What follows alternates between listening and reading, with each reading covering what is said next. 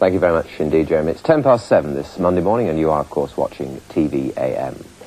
Most young offenders should not be locked up, according to a top Tory backbencher. In a largely unreported speech to magistrates at the weekend, Mr. John Wheeler MP, a former assistant prison governor, said that the vast majority of young offenders should not receive custodial sentences because it doesn't deter them and it costs too much.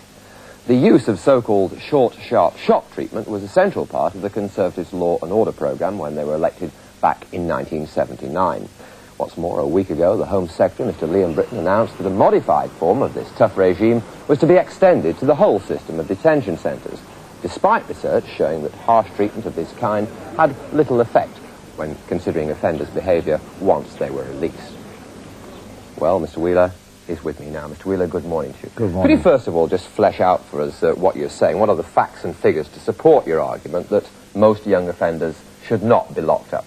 What may surprise the public is that in 1982, 80% of the young people sent to prison in this country weren't sent there because they'd murdered or raped or mugged, but for property crimes, non-violent crimes.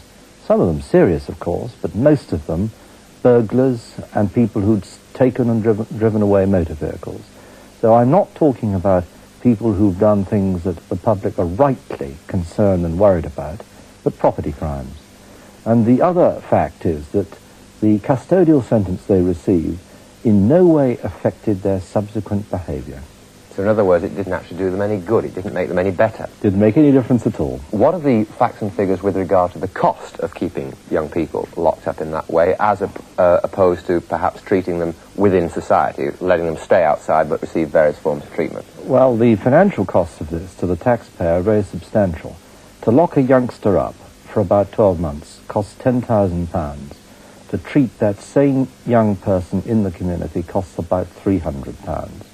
And so my argument is this: if you're not gaining anything from the penological point of view by sending them inside, but you're paying out a lot of money, wouldn't you be better off treating them in the community, to which they're going to return at the end of their sentence anyway? It's a fascinating notion, but isn't it tantamount to saying that the Conservative Party's strategy and policy on young offenders simply hasn't worked? No. You were elected on one of your platforms, anyway, being that you should get tough with these people.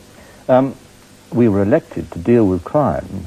The use of these phrases, get tough and the war against crime, are media tags. And what we have to do is to prevent the crime from occurring in the first place. That's the best objective, and that's why we have a police force now organised and up to strength to do that. But then we have to decide how best to deal with the young offender when the crime has occurred. And what I'm saying is that we're not getting value for money. Of course we've got to lock some up, but we need only lock a few hundred up, 300 or 400 up at the most. Do you then approve of the short, sharp shock treatment, of which we've heard a great deal, for as many people as are getting it at the moment? Bearing in mind Mr. Britton has said only last week that he's going to, in a modified form, extend that system. Well, you've got to have some kind of regime in the detention centre, assuming that you keep some. But the point I'm making from all the Home Office research evidence is that whatever the kind of treatment, whether it's so-called short, sharp shock or not, it makes no difference to the behaviour of the young person. So you're saying you don't think that the short, sharp shock treatment works? You're actually disagreeing with the Home Secretary? No, I'm not disagreeing with him. He agrees with me. It doesn't work. But you do have to have some kind of regime if you're going to send people inside. And so that's why you're going to have a modified form of this particular regime. But it doesn't make any difference to the rate of crime or to the young person's subsequent behaviour. Well, is it worth the expense? You've outlined the expense of keeping people in these centres. Is it worth the expense? I mean, why bother giving these people short, sharp shock treatment if it doesn't work at the end of the day? Precisely my argument. There is no point in sending them inside. And so my speech to the magistrates who sentence most young people to these forms of custody is, why bother? Let's find alternative ways of dealing with them. How do you think in the community? Briefly, how do you think your views will be received by the right wing of your party, who are sometimes referred to as the Hang 'em Flog 'em Brigade? I'm sure that they will be received with interest, because they like to learn in order to prevent crime from occurring. Do you think they will? I'm sure they will. We'll see. Mr. Wheeler, thanks very much indeed for joining us.